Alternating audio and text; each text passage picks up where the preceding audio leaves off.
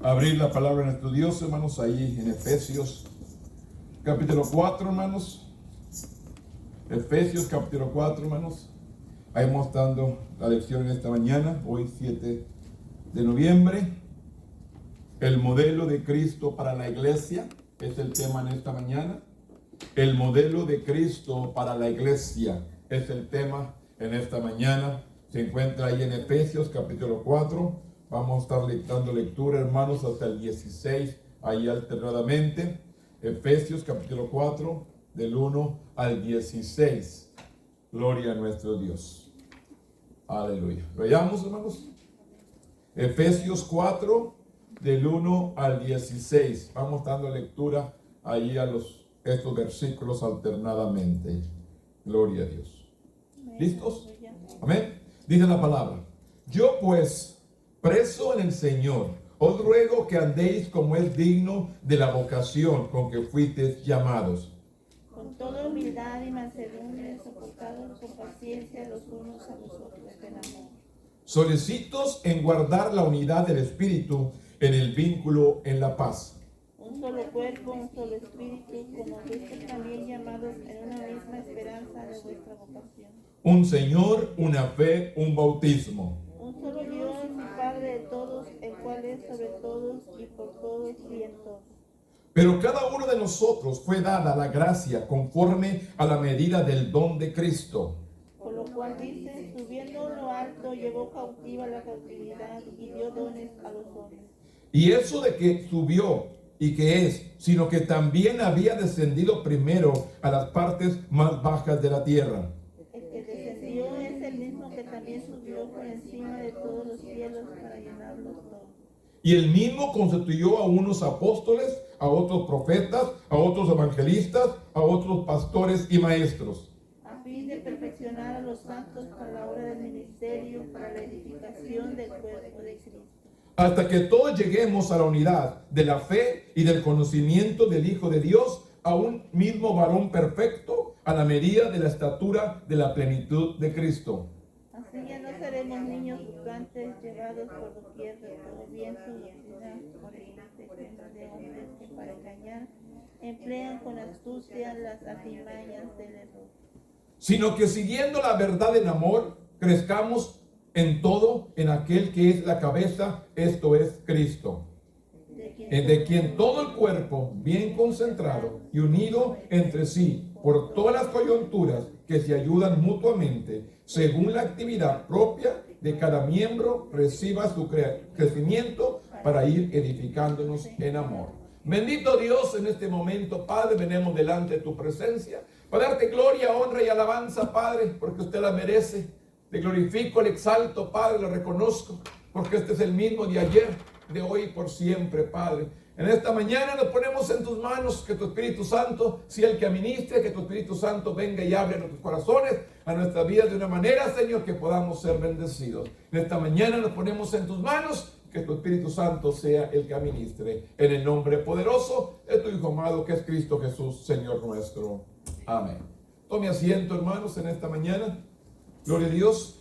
El modelo de Cristo para la iglesia es el tema en esta mañana. El modelo de Cristo para la iglesia. El texto dice, la verdad central dice, los creyentes deben ministrarse unos a otros, experimentar juntos el crecimiento espiritual. Y el versículo dice, porque ya no seamos niños fluctuantes, llevando por donde quiera de todo viento de doctrina, por estratagema de hombre, que para engañar emplean con astucia las artimañas del error, sino que siguiendo la verdad en amor, crezcamos en todo aquel que es la cabeza, y es Cristo. Aquí el apóstol Pablo habla a los efesios cuál es el modelo de la iglesia. El modelo que Cristo ha dejado para la iglesia. Es un tema, hermanos, que podamos entender que de una manera u otra Dios ha puesto ministerios, Dios ha dado dones a la iglesia para ser administrados, para que crezcamos en amor. Para empezar, dice, en esta lección observaremos una énfasis práctico en las instrucciones de los Efesios. Para mucha gente en nuestro mundo, la única perspectiva que tiene de la iglesia es lo que ven en sus representantes. La imagen de la iglesia, hermanos, somos nosotros, sus representantes. Esto es, en todos nosotros, mientras estudie esta lección, considere lo que alguien pensaría sobre su iglesia local y la iglesia en general si usted fuera el único representante que conociera. ¿De qué manera estamos representando nosotros, hermanos, a la iglesia? ¿Quién somos en Dios? ¿Qué estamos representando? ¿Qué estamos enseñando? ¿Qué es lo que la gente está viendo en nosotros? Usted y yo somos los representantes de Cristo aquí en la tierra. Si quieren conocer a la iglesia, nos conocen a nosotros. Si saben quién somos nosotros, saben quién es la iglesia. Así que tenemos que dar testimonio de quién somos en Cristo. La doxología al final de Efesios 3 señala al lector que Pablo está cambiando el enfoque. Durante la primera mitad de su carta, sentó las bases teológicas de la iglesia y su misión.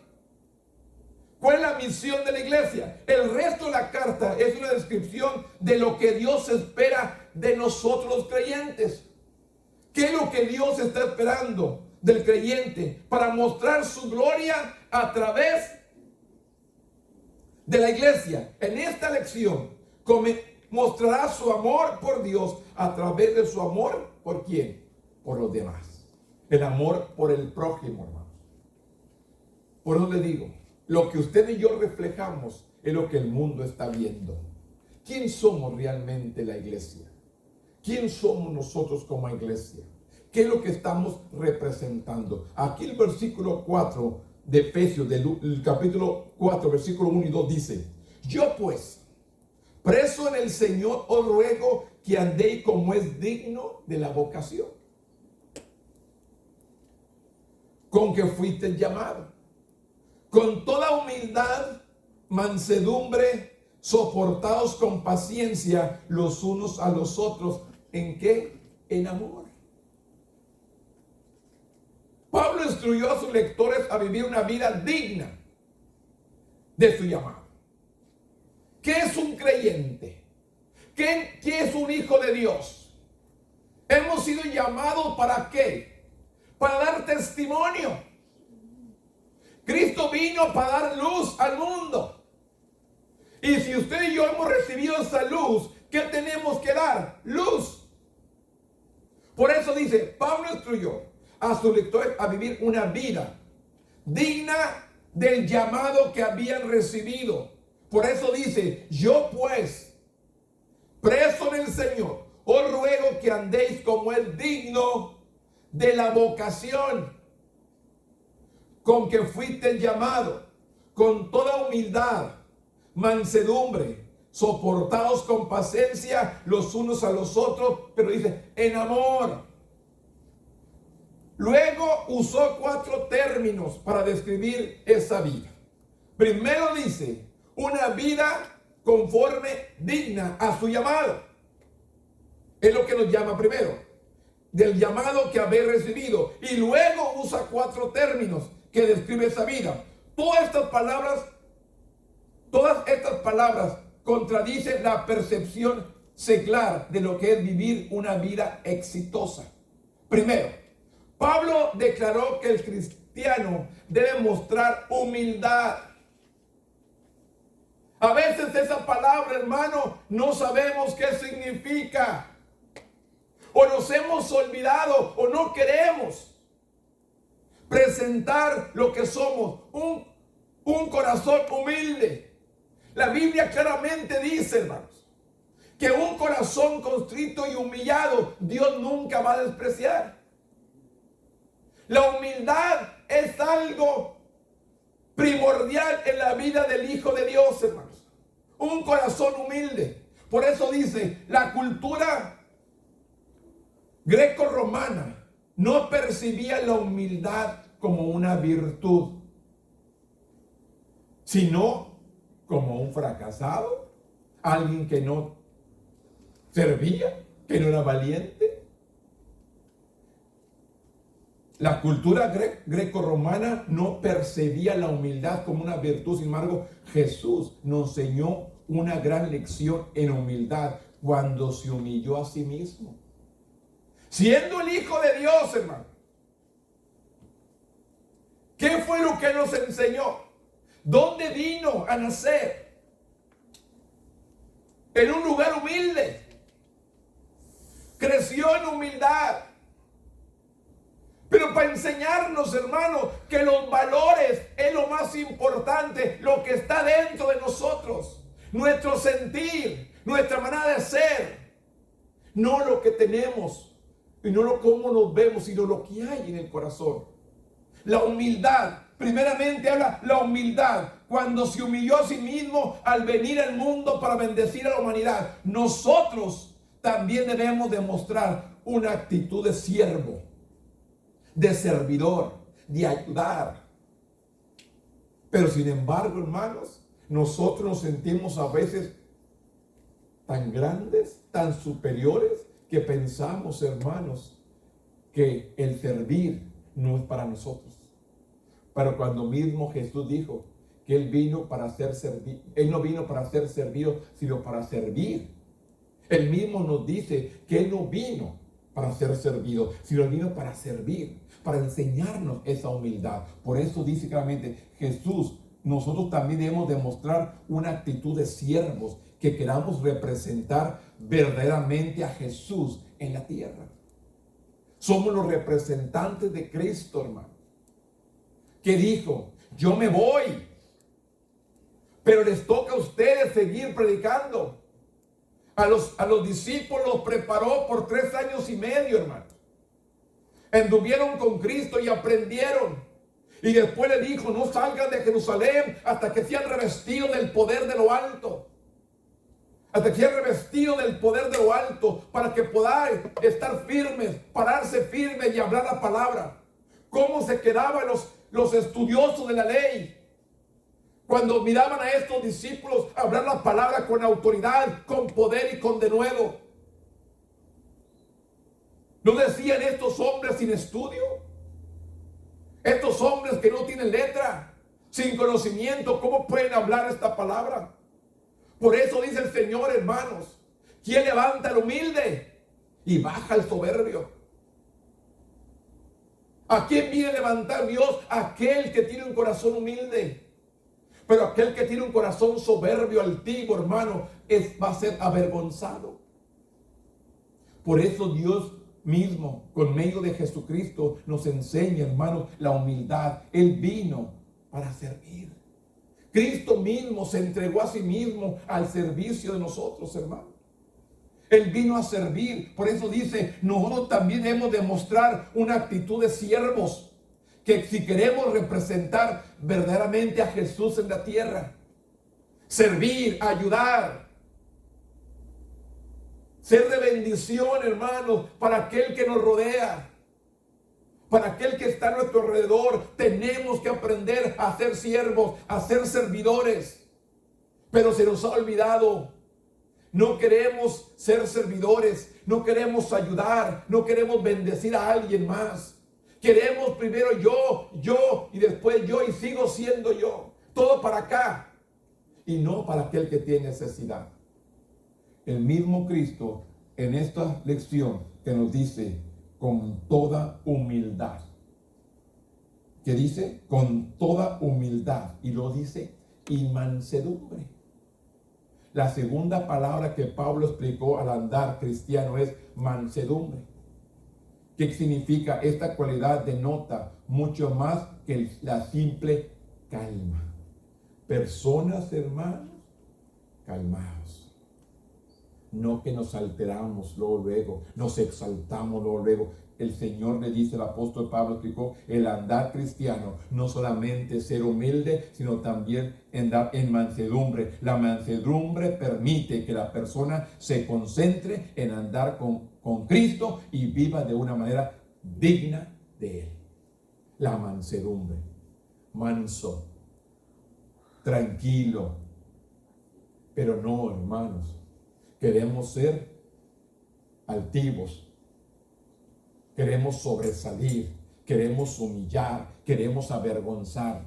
Eso no es lo que Dios nos está enseñando, hermanos. Claramente dice: yo pues, preso en el Señor, os ruego que andéis como es digno de la vocación con que fuisteis llamado, con toda humildad y mansedumbre.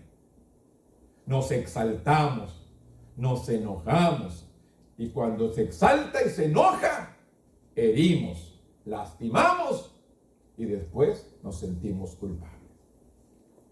Porque sabemos que no fuimos llamados para ser personas groseras, altivas y ofendiendo, sino que fuéramos humildes y mansos. Dios quiere que el pueblo de Dios represente lo que Él representó: servidores y con mansedumbre. Por eso dice: tal creyente no será disuadido ni perderá la paz por la palabra en su contra. Personas mansas, calmadas, tranquilas. Y la tercera palabra que Pablo usó para definir el andar cristiano en una persona es la palabra de paciencia. ¿Cuántos pacientes sabemos o cuántos impacientes habemos hoy en nuestros días? Cuando dice claramente: con toda humildad y mansedumbre, soportaos con paciencia.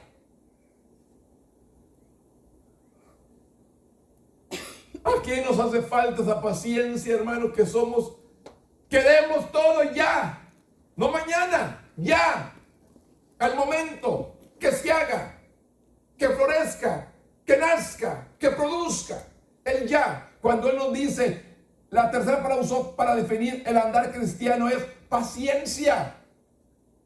Los comentaristas señalan que la palabra usada aquí describe a una persona que es lenta para vengarse del mal o tomar represalias cuando alguien le hiere.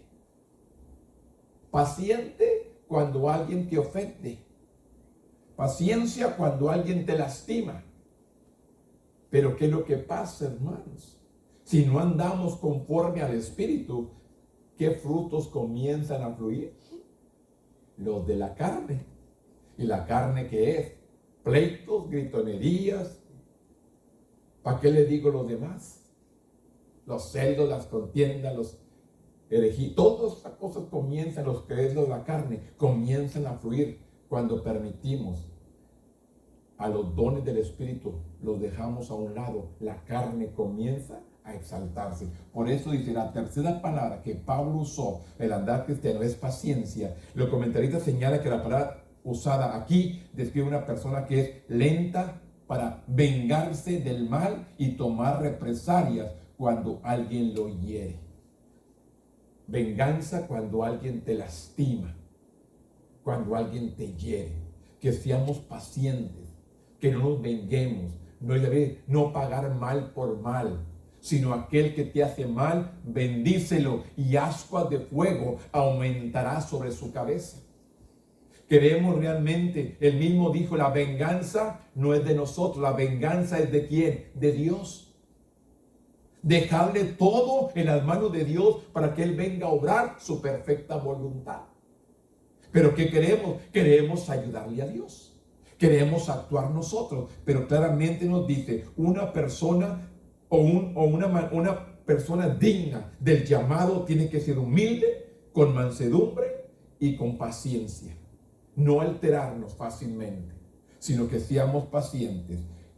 Y al descriptor final es la tolerancia, que dice, paciencia los unos a los otros en amor, que dice, con toda humildad y mansedumbre, soportaos con paciencia los unos a los otros. Aquí dice, esta cualidad permite que una persona con diferentes temperamentos. ¿Cuántas personas tienen temperamentos, hermanos?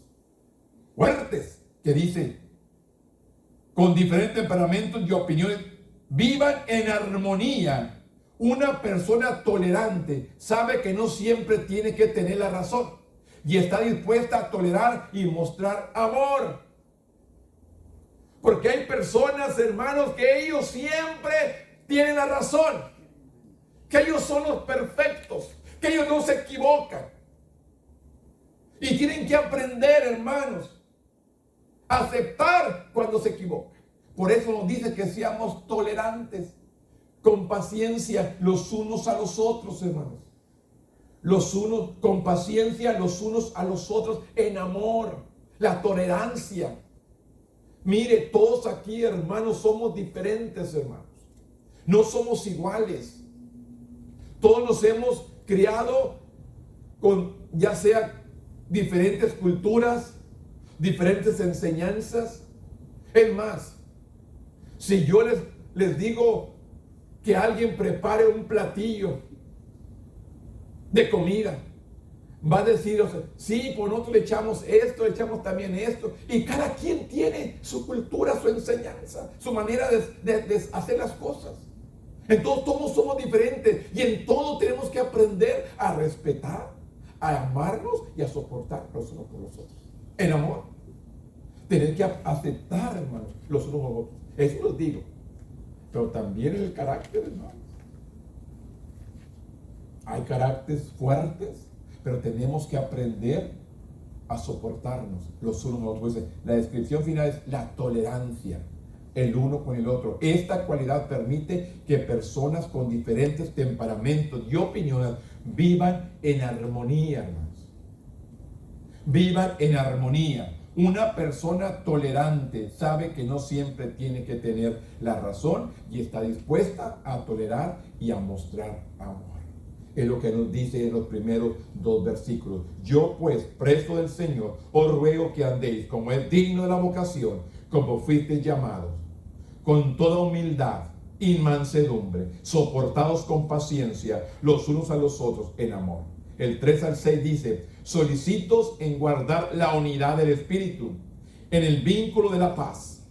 Un cuerpo, un espíritu, como fuisteis también llamados, a una misma esperanza de vuestra vocación. Un Señor, una fe y un bautismo. Un Dios y Padre, de todo lo cual es sobre todos, por todos y en todos.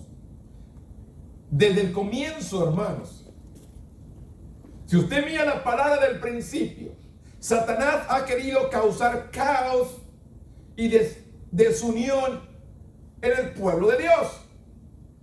La rebelión de Satanás en el cielo. Primero Satanás volteó a algunos ángeles en contra de Dios. Empezó la rebeldía en el cielo.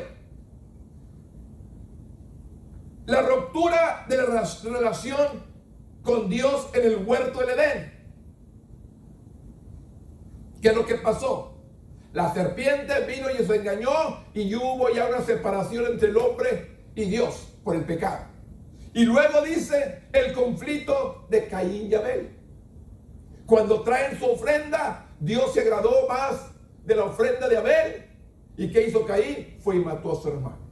Entonces, si vemos desde el principio de la creación, hermano, Satanás ha querido dividir al pueblo, dividir la iglesia, de que no tengamos una relación con Dios. ¿Cuánto pueblo ahorita está en su casa, hermanos? ¿Cuánto pueblo está en su casa por problemas que hay dentro de la iglesia? Díganme. Usted conoce, hermanos, a mucha gente que los ha visto crecer en la iglesia y hoy en nuestros días están fuera por un conflicto, por un problema dentro de la iglesia. Y al separarse, al apartarse, ¿a quién le están fallando? A Dios. Porque ¿qué culpa tiene Dios, hermano, de mi relación con Él? Que la gente se pelee conmigo, o me haga caras, o no me salude, o me ignore. ¿Qué culpa tiene Dios de mi relación con Él? Por eso dice, desde el principio Satanás ha tratado de causar un caos. Por eso dice claramente, un cuerpo, un espíritu como fuiste llamados, una misma esperanza, una vuestra vocación, un Señor, una fe, un bautismo, un Dios Padre, de todo lo cual es sobre todos y por todos y en todos. Estamos sirviendo a Dios, hermanos. Los conflictos los causa el enemigo, que no quiere que permanezcamos unidos, que no quiere que permanezcamos en el templo adorando, bendiciendo. ¿A cuántos de ustedes, hermanos, ha venido esto y ha sentido usted ya no venir por situaciones? Pero no es, por eso dice que la lucha no es contra sangre ni carne. Nuestra lucha no es entre nosotros. Nuestra lucha es contra principados y potestades de los aires. Por eso dice, el conflicto de Abel ilustra el plan de Satanás para destruir la unidad, hermanos. Ese plan del enemigo para destruir la unidad. Él no ha cegado en su intención de perturbar los planes de Dios a través del conflicto. Un verdadero seguidor de Jesús debe conducirse de una manera que fomente la unidad dentro de la iglesia.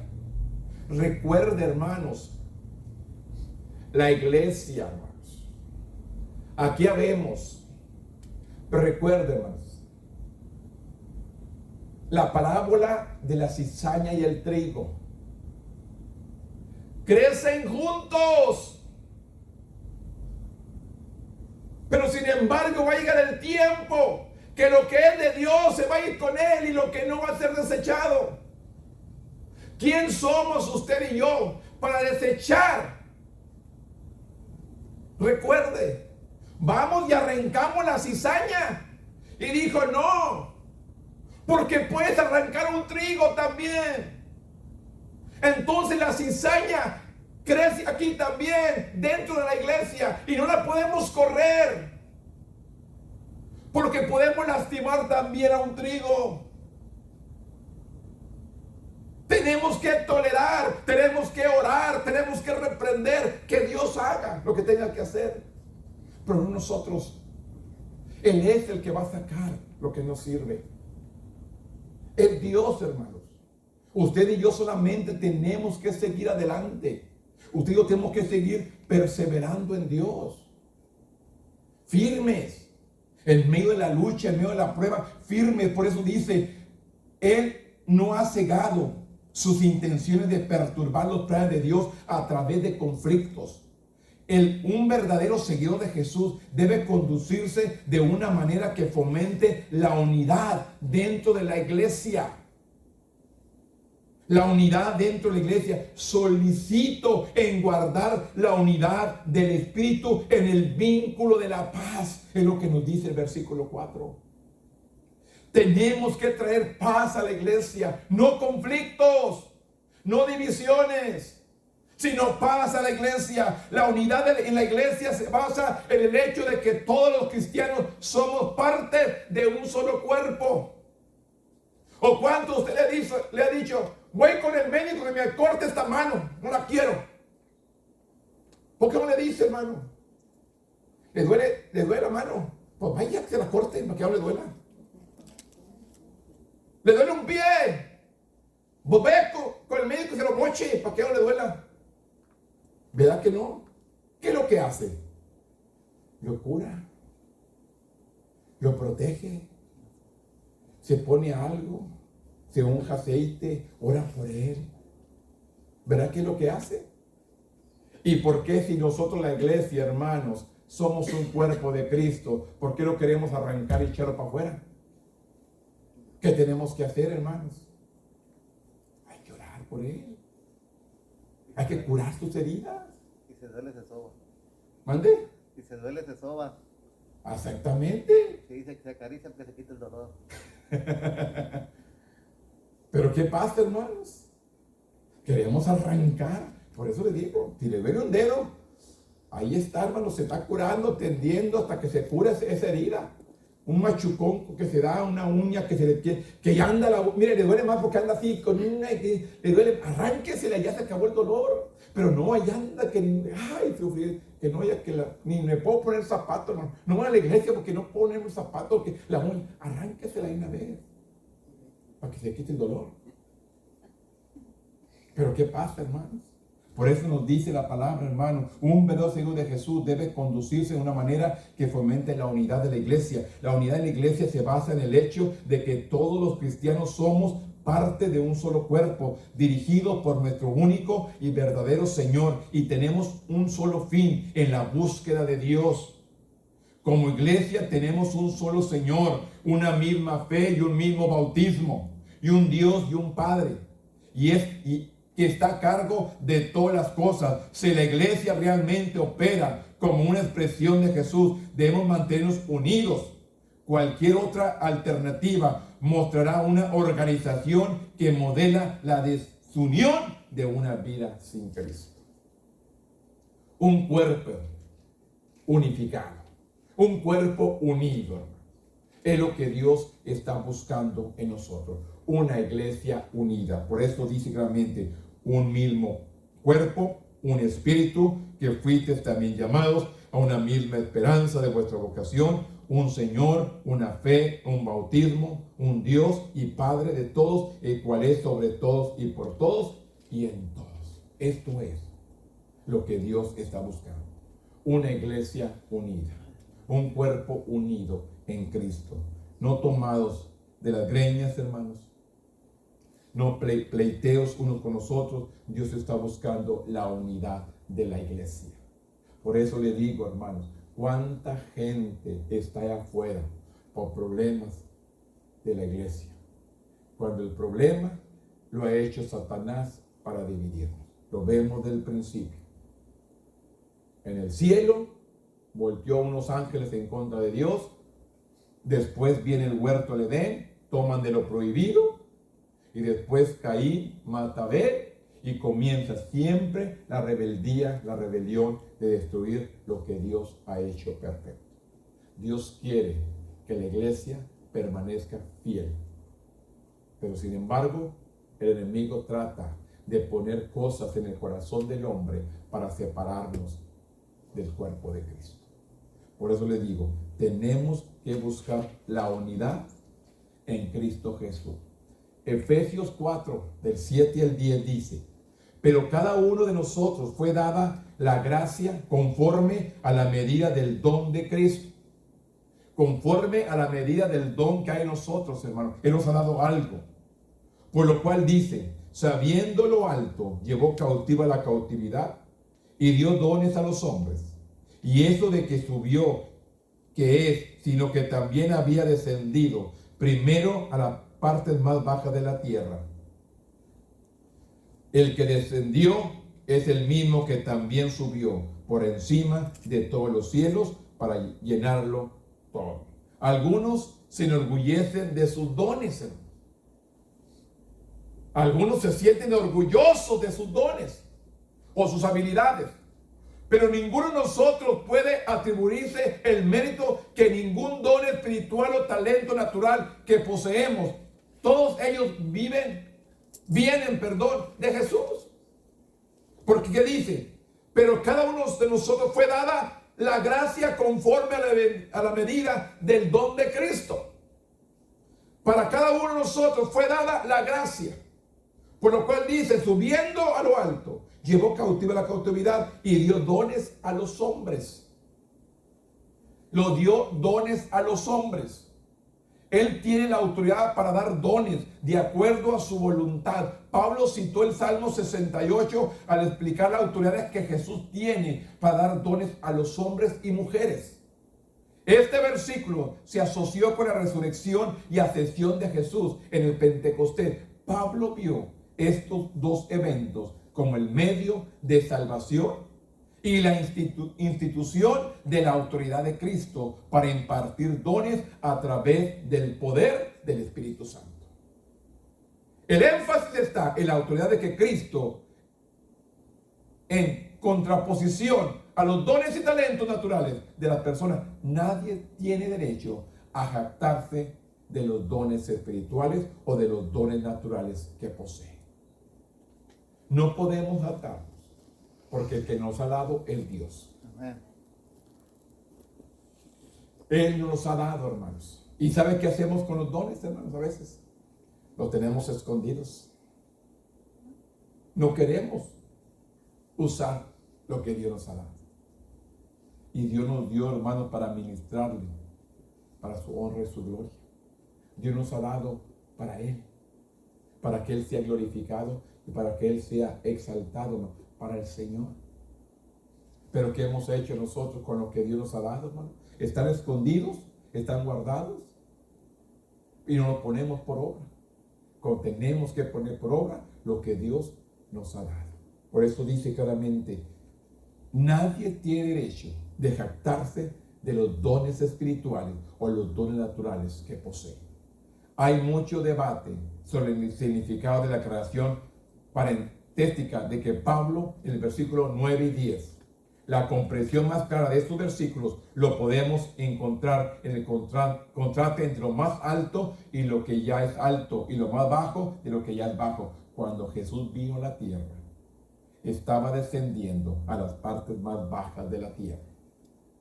Nuestro humilde mundo, o comparación con la inmensurable y maravillosa altura de los cielos en la que habitó originalmente, Pablo estaba señalando que Jesús ciertamente vivió, murió y resucitó de los muertos mientras estuvo en la tierra. Estos actos establecen su autoridad para ascender a la autoridad y para dar dones a la iglesia y dirigir sus funciones. Esto es lo que Pablo nos quiere dejar enseñar. Pablo también nos ayuda a ver que Jesús tiene autoridad sobre todo lo que hay en el cielo y en la tierra, conforme está en el cielo, para llenarlo todo. Por eso dice, el que descendió es el mismo que también subió por encima de todos los cielos para llenarlo todo. ¿Qué nos quiere enseñar? El dador de los dones lo ha puesto, hermano, para que usted y yo usemos lo que Él ha puesto en nuestras manos. No lo guardemos, no lo escondemos, pongámonos por obra, hermanos. ¿Qué es lo que Dios ha puesto en nuestra vida? ¿Cuál es el don? ¿Cuál es el ministerio? ¿Cuál es el talento, hermano, que Dios nos ha dado? Vamos a ponerlo por obra. Dios nos está llamando a ser ministradores, a ser siervos, hermano. Vamos a ministrar conforme el don que Dios ha puesto en nuestras vidas. El ministerio, hermano, que Dios ha puesto en nuestra vida. Si vemos el 11 y el 12, hermanos, aquí mismo, mire. Y el mismo constituyó a unos apóstoles, a otros profetas, a otros evangelistas, a otros pastores y maestros. Y el mismo constituyó a unos apóstoles, a otros profetas, a otros evangelistas, y a otros pastores y maestros, a fin de que de perfeccionar a los santos para la obra del ministerio, para edificación del cuerpo de Cristo. Aquí hay dos cosas importantes: los dones que Dios ha puesto y los ministerios que Dios ha puesto en la iglesia. ¿Para qué son? Para ministrar. ¿Qué dice? Para la edificación del cuerpo de Cristo. ¿Para qué son, hermano? Para que la iglesia sea edificada, para que la iglesia sea alimentada. Pablo pasó del don general de la gracia que se le da a cada persona en el cuerpo de Cristo a instruir sobre los dones específicos de liderazgo ministerial que se dan para el discipulado de los creyentes, el liderazgo de la iglesia y el desarrollo de los diversos dones en la vida de los creyentes. Pablo identificó 4 tipos específicos de dones de liderazgo encomendados a quienes tienen la tarea de preparar a otros para hacer la obra espiritual de la iglesia. Aquí, que dice apóstoles, profetas, evangelistas, pastores y maestros. Tenga en cuenta que los eruditos difieren en cuanto a si los pastores y maestros deben ser vistos como un don o dos. ¿Cómo mira usted esta palabra? Pastor y maestro. ¿Es la misma persona? ¿Van juntos? Porque dice claramente: tenga en cuenta que los eruditos difieren en cuanto a si los pastores y maestros deben ser vistos como un don o dos. Muchos lo ven como un cargo que tiene la doble responsabilidad de guiar y alimentar. Pastores y maestros. Porque dice claramente, a unos apóstoles, a otros profetas, evangelistas, a otros pastores y maestros. La palabra aquí, pastores y maestros, una doble responsabilidad para guiar y alimentar a los creyentes en su andar con Dios. Esto es lo que se refleja en el concepto de pastor. Pastor y maestro. Guiar y alimentar. Dios ha puesto que tenemos que enseñar de que el pueblo camine conforme a su palabra, ¿no? Y alimentar, que la palabra venga y te edifique, te alimente. ¿Cuántas personas, hermano, realmente perciben lo que Dios tiene para nuestras vidas? Esta semana, hermanos, personas que yo no me haya mandado el mensaje, hermanos, te los envié. Pues me aparecieron, no me habían aparecido mis contactos, me aparecieron de repente, les envié el mensaje. Y si viera que la respuesta que hubo en ellos, hermanos, como que era la palabra que estaban esperando. Pues les digo, hermano, a veces yo no entiendo las cosas, a veces yo no entiendo, hermanos, y a veces digo, ya, ¿para qué? Mejor que se vengan a la iglesia, ya no voy a enviar. Pero hay gente de lejos, hermano, que no se congrega en ninguna parte y está siendo alimentada, y Dios está haciendo algo en el corazón de ellos. Y es lo que me anima a mí. Ayer en la mañana, después que estábamos almorzando, estaban cayéndome mensajes unos a otros de personas, hermanos, que escucharon el mensaje que les envié. Pues les digo, hermanos, esta palabra, hermanos, va tocando, va quebrantando. ¿Cuánta gente realmente necesitada de Dios hay? ¿Cuánta gente apartada de Dios hay que necesita la palabra? ¿Y cuántos de nosotros tenemos la palabra y realmente no la valoramos, no apreciamos la palabra? ¿Cuántos gente, hermanos, valora y aprecia? Se siente bendecido. ¿Y cuántos nosotros no valoramos lo que tenemos? Aquí en esta palabra que dice, tenga en cuenta que los eruditos difieren en cuanto así a los pastores y maestros deben ser vistos como el don o como un don o como dos. Muchos lo ven como un cargo que tiene el doble responsabilidad de guiar y alimentar a los creyentes en su andar con Dios. Esto es lo que refleja el concepto de pastor. Guiar y alimentar. El versículo 13 dice, hasta que todos lleguemos a la unidad de la fe y el conocimiento del Hijo de Dios, a un varón perfecto, a la medida de la estatura de la plenitud de Cristo. Una iglesia madura está unida y tiene a Jesucristo como Señor. El énfasis de que Pablo en la unidad muestra que es importante pero difícil de mantener. No debemos dejar que las luchas intenten inhabiten el propósito de Dios. ¿Cuánto a nosotros viene el dolor, la aflicción, los problemas, la angustia y nos apartan de Dios? No debemos permitir que las situaciones, las circunstancias nos aparten de Él. Por eso dice, muestre que es importante, por más difícil de mantener, no debemos dejar que las luchas internas dentro de la iglesia vengan a perturbar el propósito de Dios en nuestras vidas. El propósito del cual hemos sido llamados. Recuerde, todos nosotros hemos sido llamados con un propósito, hermano. Y estamos aquí con un propósito. No queramos cumplir el propósito de Dios, es otra cosa, pero está aquí con un propósito. Dios lo llamó por algo. Y tenemos que cumplir ese propósito. Los cristianos maduros conocen a Jesús. Y este conocimiento es más que el conocimiento es más que enumerar hechos acerca de Jesús. El conocimiento puede comenzar con la información, pero debe guiar a una relación personal que transforma la vida del creyente.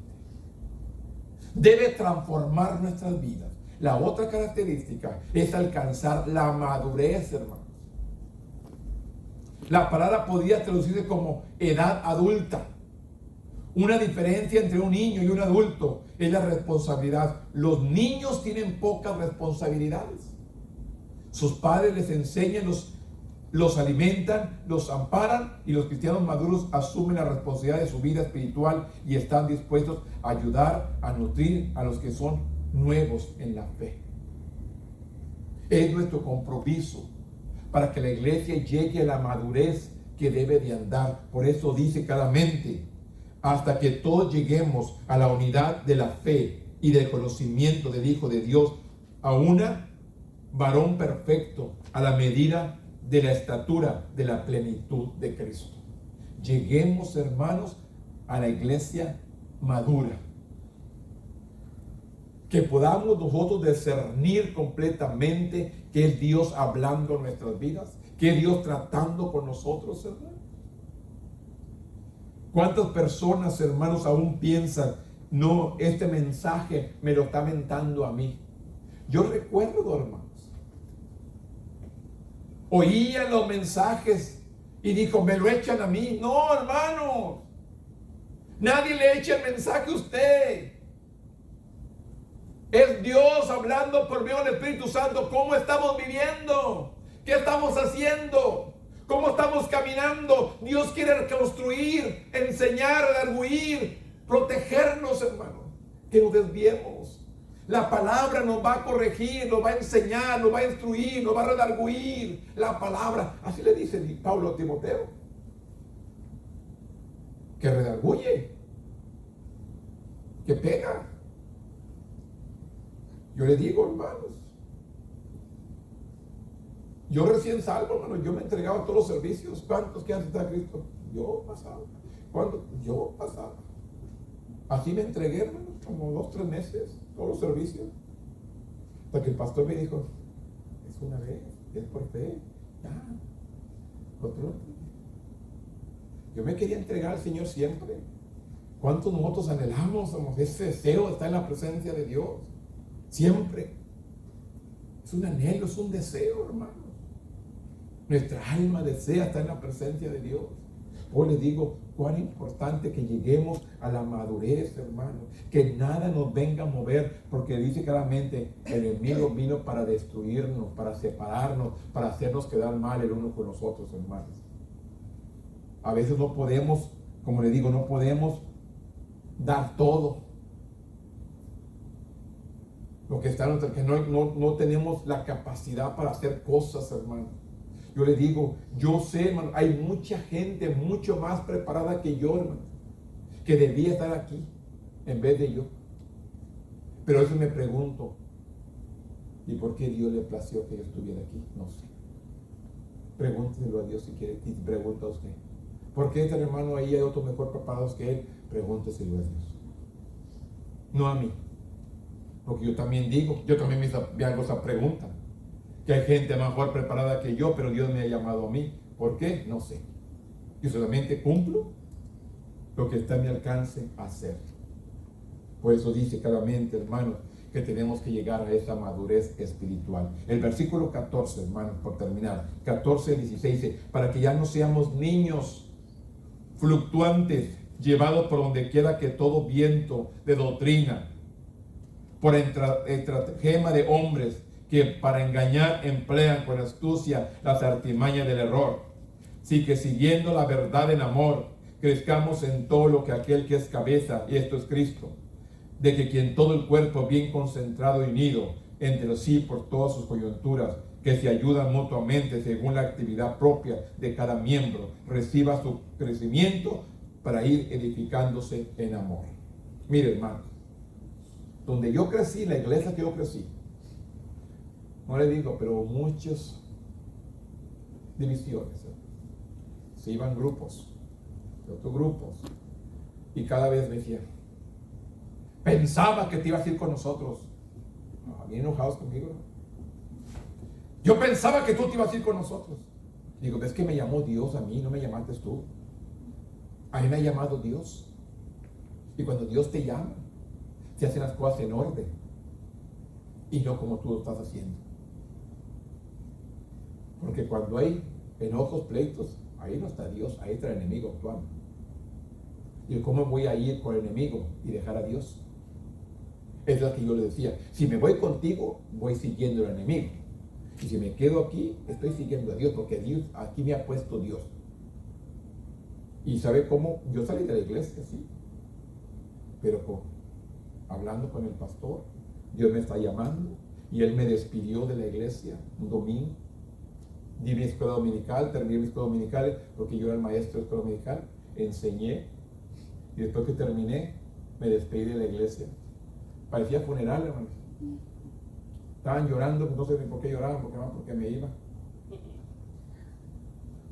Pero les digo una cosa, hermanos. Pero Dios me había llamado y lo hice con orden, con el permiso. Yo todavía puedo ver al pastor cara a cara. Ayer lo vi. Lo puedo ver cara a cara. Y puedo ir a la iglesia cuando yo quiera. Y cada vez que voy, no voy porque me pueden a predicar. Y si voy a visitar, me pueden a predicar. O le digo, hermanos, pero es Dios obrando, no nosotros. Pues digo, no nos puede separar. Aquí podemos ver, los líderes cristianos no deben participar en ningún tipo de manipulación o enseñanzas falsas. Deben hablar de manera directa, siempre enseñando la verdad. La verdad puede ser difícil porque requería aplicar disciplina a las personas que han pecado. Al igual que los padres que por amor a sus hijos los instruyen para que rechacen las conductas destructivas, los líderes cristianos deben de desafiar a aquellos a quienes dirigen para que crezcan espiritualmente y sean reflejos de Cristo o de Jesús. Cuando cada cristiano reconoce su responsabilidad y aprende a trabajar con otros, todo el cuerpo de Cristo crecerá. Cuando hay amor, no habrá celos ni división. El mayor anhelo de los creyentes será el crecimiento de sus hermanos en Cristo y agradar al Señor con los que les proveyó la salvación. ¿Qué dice? Cuando hay amor, no habrá celos ni división. ¿Qué es lo que Dios nos está diciendo? En amor. ¿Por qué es importante el amor, hermano? Porque no va a haber divisiones y no va a haber separación. Si no hay amor, hermano, va a ser un desastre la iglesia. Por eso tenemos que amar a Dios. Amarás al Señor con todo tu corazón, con toda tu alma y con toda tu mente. Y a tu prójimo como a ti mismo. Porque si amamos a Dios y amamos al prójimo, no vamos a hacer daño. Pero cuando hacemos daño, hermano, no amamos al prójimo, ni a Dios tampoco. Porque si tú amas a Dios, no vas a dañar a nadie, no vas a lastimar a nadie. Por eso es necesario que usted y yo crezcamos, hermano, en el amor de Dios, hermano. Dios se entregó a sí mismo a nosotros, hermano. Él no escatimó, dice Dios, no escatimó a su propio Hijo. Lo entregó por amor a usted y a mí, para que usted y yo vivamos una vida agradable delante de Él. Por eso es necesario, hermano, que entendamos que los beneficios, la bendición, los dones, los ministerios, Dios los ha dado para que la iglesia sea edificada. O les digo, hermano, si a usted le duele un dedo, una pierna, no va con el doctor que se lo moche, va que lo cure, que lo atienda, para que quite el dolor. Y en la iglesia es igual. Hay alguien que está doliendo, lastimándote, hay que curarlo, hay que atenderlo, no hay que sacarlo para afuera, desecharlo. ¿Por qué no lo corres? ¿Cómo lo voy a correr?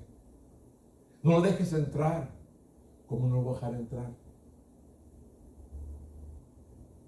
Yo le digo, yo estoy hablando con unas personas, hermanos, que a veces usted no se da cuenta, pero aquí viene de vez en cuando las personas, hermanos, vienen una vez y hace daño. Me dicen a mí que es casualidad, ¿no? Yo lo identifiqué el primer día que vino a este lugar. la identifiqué el primer día que vino a este lugar, que no era de Dios. Y viene, ese hermano. No le puedo cerrar la puerta, no puede correr y ya no venga. Yo nada más estoy orando. Yo creo que ¿puedo decirme la última de julio? El último plato de pollo que hicimos fue en julio o septiembre. Agosto. Sí, de que me choqué con mi troca. De este día. Bueno, de entonces no vi a esta persona.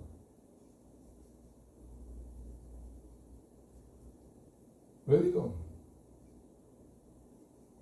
Y yo cada vez que la miro, te reprendo porque algo va a suceder. Y se ríe mi niña. Ahí está. Tratando de que usted más ore y no tenga miedo. Dios nos da un espíritu de cobardía, de poder, de amor y dominio propio.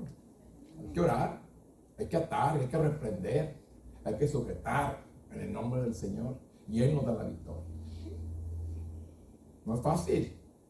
¿Usted cree que yo tengo la tarea fácil? No la tengo fácil, hermano. Tengo luchas. Tengo luchas todos los días.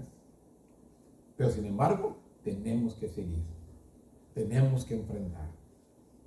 Tenemos que seguir adelante.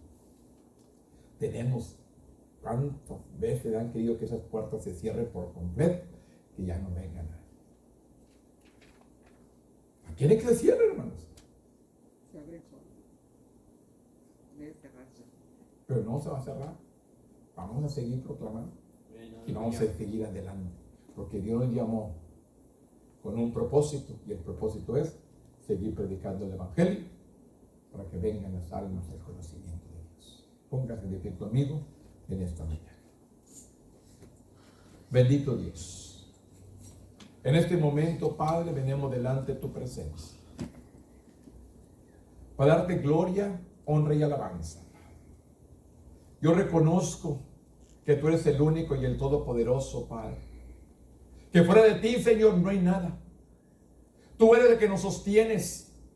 Tú eres el que nos restauras. Tú eres el que nos sanas. Tú eres el que nos liberas. Tú eres el que nos proteges. Tú eres el que nos cuidas.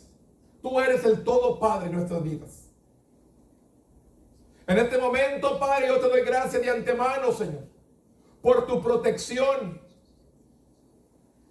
por tu guianza, por tu amor, por tu misericordia. Gracias por todo, Padre, lo que has hecho y lo que vas a seguir haciendo, Padre, en este lugar. Venimos clamando y buscando protección tuya, Señor, sobre la iglesia.